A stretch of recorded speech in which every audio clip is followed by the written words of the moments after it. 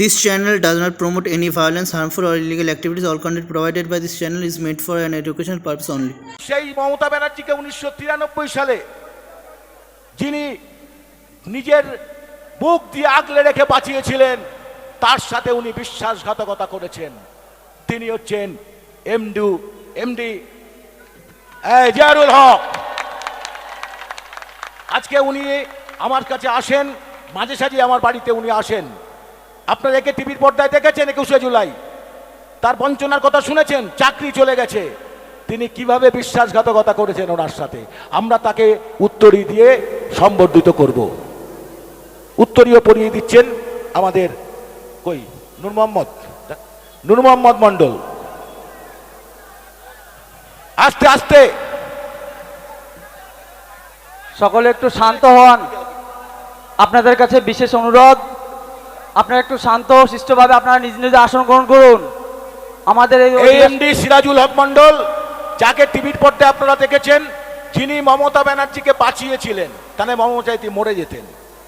সেই সিরাজুল হক মণ্ডল আমার বন্ধু, তিনি প্রায় আমার বাড়িতে আসেন। আমি তাকে বলেছিলাম, ভাইজান আসছেন, আজকে আসবেন নাকি? চলে এসছেন, আবেগে চলে এসছেন। তাকে সম্মান জানানো আমাদের দায়িত্ব। হ্যাঁ, এটা তো তোরা ঠিক করবি। তাকে আমাদের উত্তরীয় পরে বরণ করছে আমাদের বেড়াবেড়ি অঞ্চলের সম্পাদক নূর মোহাম্মদ মণ্ডল। করতালি দিয়ে অভিনন্দিত জানুন। ব্যাসটা পড়িয়ে দাও।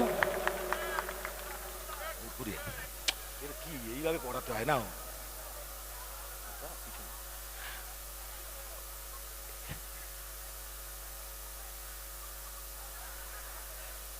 দাদা আমাদের দলে জয়েন করেননি, এটা ঘটনা, কিন্তু দাদা আমাদের সাথে আছেন। বাকিটা ইতিহাস। ফুলের তোড়াটা তুলে দিচ্ছেন আসগার আলী।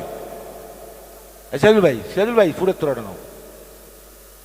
আমাদের প্রিয় মানুষ, এবং উনি নওশাদ ভাইকে প্রচণ্ড ভালোবাসেন, এবং বিধানসভায় ওনার কথা তোলার জন্য উনি নওশাদ ভাইয়ের সাথে যোগাযোগ করেছেন এবং আমাদের সাথে আছেন। বাকিটা আগামী দিন কথা বলবে। দু এক কথা বলবেন সিরাজুল ভাই?